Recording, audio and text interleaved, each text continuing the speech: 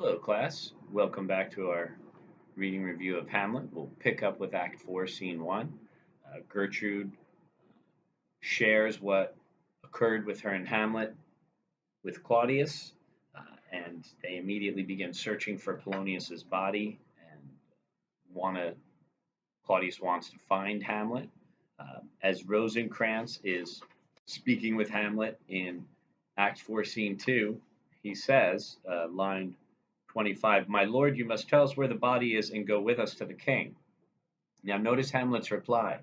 For emphasis, Shakespeare uses the figure of speech chiasmus, spelled Chiasmus. And he says, "The body is with the king, but the king is not with the body. The king is a thing." So the body is with the king, but the king is not with the body. What is he essentially saying? That the true king, the one who's wearing the crown, the thing, right? The crown, is not the real king. His father's the real king. And quite frankly, when the father dies, the prince should become the next king. So I think that's a very interesting statement that he makes. And it just goes to show yet again, even though he's acting crazy and putting on the antic disposition, as Polonius said earlier, how pregnant his replies seem. So Act 4, Scene 3, Claudius finally confronts Hamlet. Again, Hamlet continues being disrespectful. Claudius finally, when he says, "Where is Polonius?" Line 34, Hamlet says, I'm in 4.3, Act 4, Scene 3, line 34. Hamlet says, "In heaven, send hither to see. If your messenger find him not there, seek him in the other place yourself." And essentially, he's telling Claudius to go to hell. Finally, right, Hamlet lets them know, this is where the body is. Claudius then tells him he's off to England. And when everybody exits at the end of Act 4, Scene 3, Claudius is left alone on stage for a soliloquy in which he shares with us what he's thinking. Another moment where the omniscience helps make him the villain you love to hate. Right? He says, line 60, "And England, if my love thou holdest at aught, as my great power thereof may give thee sense, since yet thy cicatrice looks raw and red after the Danish sword and thy free awe." Right? It's a scar. What is he saying? You better respect us because you're still scarred from the last time you didn't show us respect. But again, who is the king if England is scarred from Denmark? It would have been old King Hamlet because Claudius is just newly been appointed king. So it seems as though he's taking credit for what old King Hamlet did. And he's telling England that they need to murder Hamlet. He's saying, pay homage to us, right? And at the end of the speech, he says, "Do it, England, for like the hectic in my blood he rages, and thou must cure me." A hectic is a fever. Interesting analogy. "Till I know 'tis done, however my haps, my joys were ne'er begun." Excuse me. Until Hamlet's dead, it doesn't matter how happy he is in life, he won't be able to enjoy himself because he's plagued in some ways by this situation with Hamlet.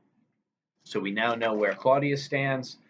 Act 4, Scene 4, Hamlet is on his way to England, notices Fortinbras's men. Fortinbras, right, is leading the Norwegian army to Poland to fight Poland. And when Hamlet discusses the logistics of the battle with one of the soldiers, right, he realizes with the captain, he realizes that they're doing this. They're fighting over a worthless piece of land out of respect to Fortinbras because of honor. And he realizes his honor, right, is missing. He's really, aside from kill Polonius, right, he hasn't enacted revenge on Claudius and fulfilled the ghost's, right, instructions.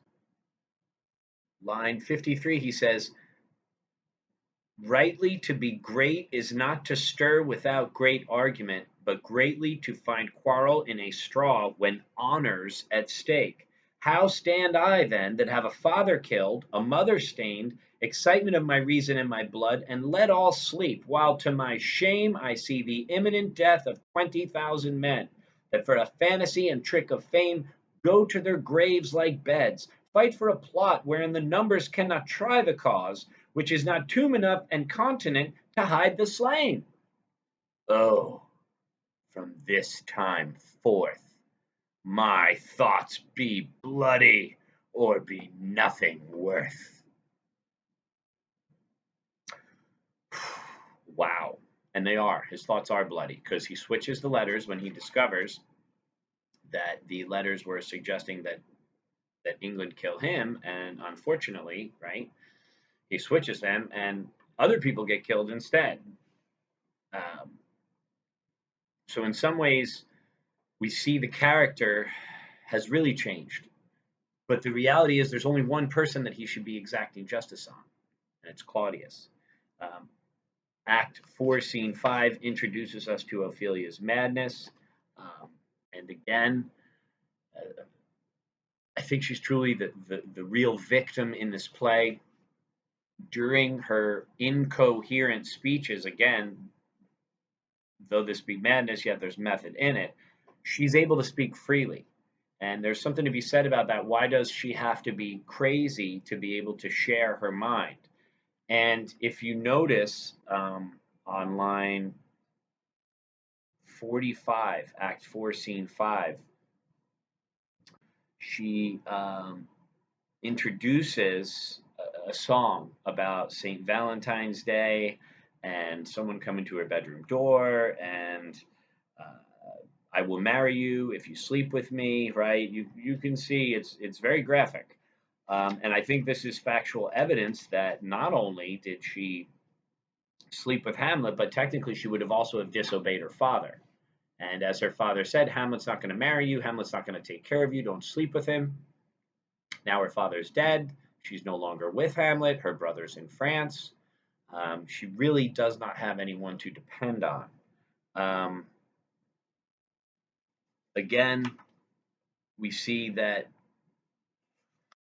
she really it's really sad. It's really tragic. And this kind of brings up the possible question that maybe she's pregnant, right? Laertes comes in.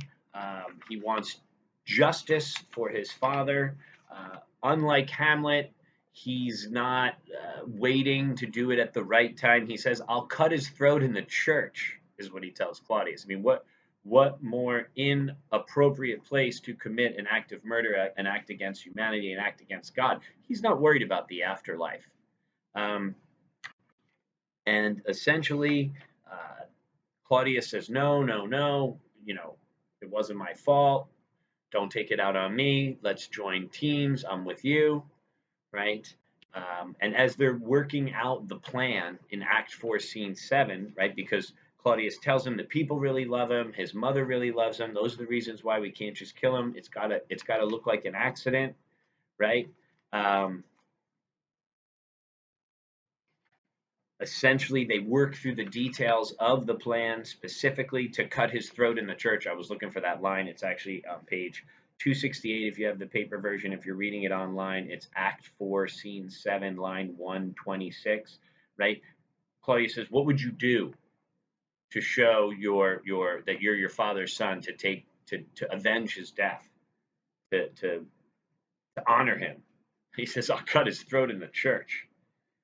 So again, they come up with the plan where they're going to poison the wine, they're going to poison the sword, they're going to have this sword fight, and unfortunately, um, Gertrude comes in and tells them that Ophelia's dead and that she's drowned because she climbed up a tree over a river and the branch broke and she fell into the water and she had all her clothes on and she drowned. It's implied that Ophelia committed suicide.